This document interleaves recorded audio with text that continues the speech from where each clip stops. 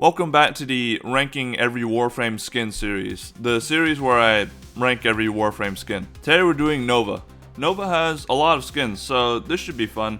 And she also has a Protoframe skin. Now I'm changing up how I do Protoframe skins.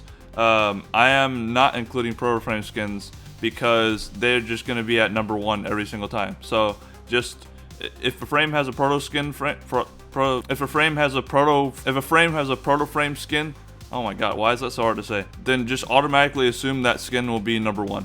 Alright, let's get into it. Number 16, Gnova Immortal.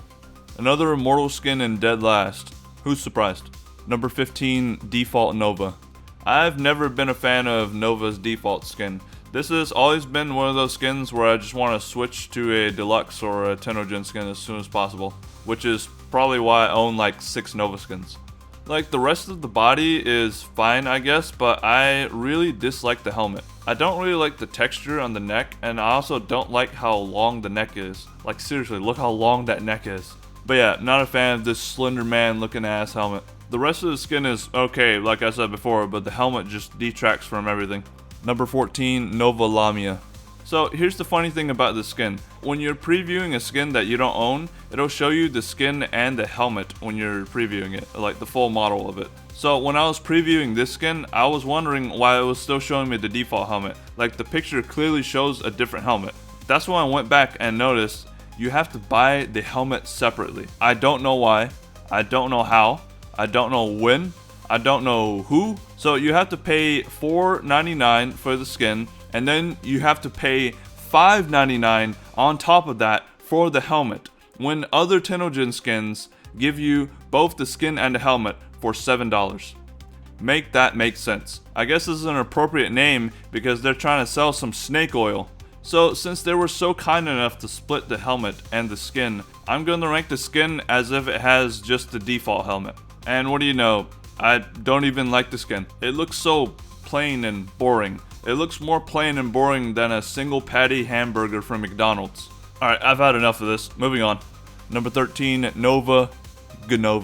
I'm not a Gnelf. I'm not a Gnoblin.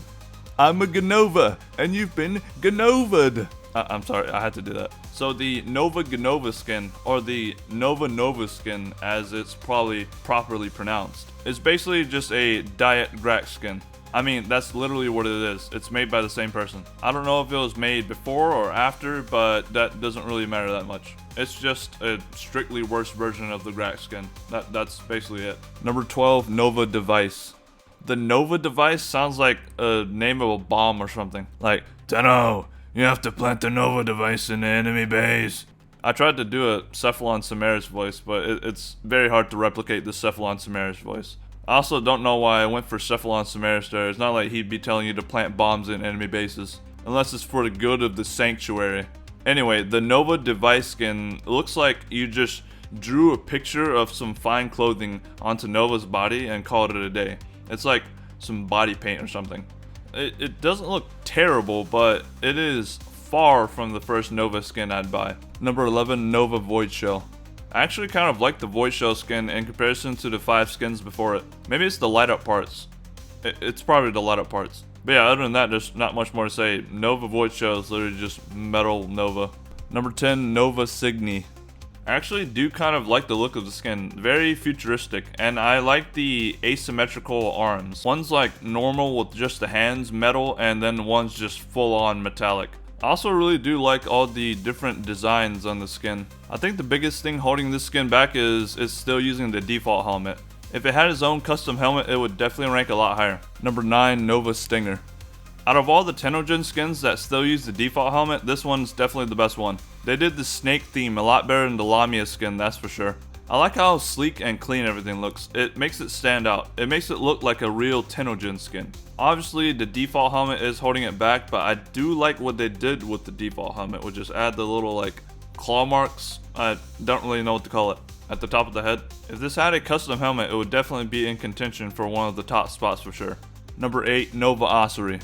So this is very likely the most polarizing Gnova skin of all time. Some people like it, some people hate it. I'm like in the middle on it. It's like a Wendy's triple baconator. It looks good and bad at the same time. that's really the only way I can describe this skin, and I will leave it at that. Number 7, Nova Prime.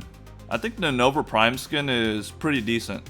It's a definite upgrade from the default Nova. I think the thing I like most about this skin is the gradient coloring you'll find like all over the skin. There's not a lot of skins or like Prime skins that even do that, so that's pretty cool. Not a fan of the neck, it is still way too long. And the helmet's alright. Anything's better than the default Nova helmet.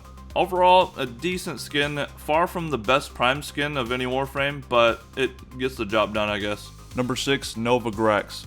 So you have the Nova Gnova skin, and then you have the cooler Nova Gnova skin, the Nova Graxx. So this is basically just a direct upgrade from the Nova Gnova skin. It's like the Prime version of it. I actually quite like what they've done here. It looks pretty cool. And it actually has a custom helmet, and the custom helmet is bundled with the skin, so you don't have to buy it separately.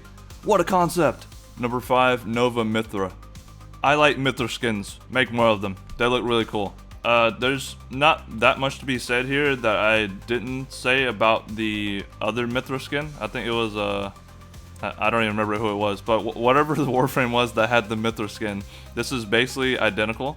I do like the asymmetrical arms, the one glowy arm. I like the glowy parts in general, they look really cool. But yeah, I love Mithra skins, make more. Number 4, Nova Atomica. Okay, this skin is so cyberpunk, and I love me some cyberpunk. I love how intricately detailed everything is, and the textures of the skin are distributed perfectly. The metallic parts combined with the light up parts combined with that awesome looking helmet. The more I look at the skin, the more I like it. I really wish this was the first deluxe skin that they released for Nova, because I definitely would have liked to have this over the Acerie skin. And then by the time this skin came out, I had already owned the Visage skin, so I was just using that the whole time. But anyway, an absolute banger of a skin. Number 3, Nova Azakura. Okay, I absolutely love this skin. They hit it out of the park with the 2 Japanese themed skins. First of all, I love the cloth physics. Give me more cloth physics. You add cloth physics to a skin, I instantly rank it higher. Second, the design is just beautiful. The flowers everywhere, the coloring, the like metallicness of it, the hair on the helmet. Just the helmet itself as a whole. Really good skin. I would love to see more Japanese themed skins on some other frames. Number 2, Nova Visage. The Nova Flight Attendant skin. Can I say I absolutely love this skin. I love everything about it. First of all, I love the leather strap design. That's the first time I've seen any skin do that, and I think it looks really cool. Second, I love the almost filigree designs all over the skin. It makes it look very regal. Third, the flight attendant hat. I think it's pretty cute. I just really like it when skins add like clothing or a hairstyle to her frame. It looks really good to me. Fourth, the faceplate thing she has kind of going on. It kind of looks like she has like a mask on, because you can see like the leather strap connecting to it. It looks like a mask you'd find in like Liza P or something. But yeah, I'd say this is probably one of the best Tennogen skins out there. And it's second place. Number 1, Nova Corpora. Okay, this skin is crazy good. This pushes the limits of what it means to be a Tennogen skin. They took what they were given, i.e. the default Nova skin, and they turned it into gold. I have never seen a more perfectly themed skin in my entire life. It doesn't even look like a Warframe anymore. It looks like someone in a really cool looking Corpus suit. Also, that helmet goes unnecessarily hard. I don't know, maybe that aesthetic just like perfectly vibes with me. This is also one of the best Tennogen skins out there. I really wish I owned this skin, but I can't buy any more Nova skins. I already have too many of them. And that wraps it up for the Nova skin ranking. Tune in next time to see what I rank next. Maybe I'll do a male frame, or maybe I'll throw a curveball and do like a less popular frame. Who knows? Make sure you hit that like button if you enjoyed the video, subscribe if you like my content, and I will see you in the next one.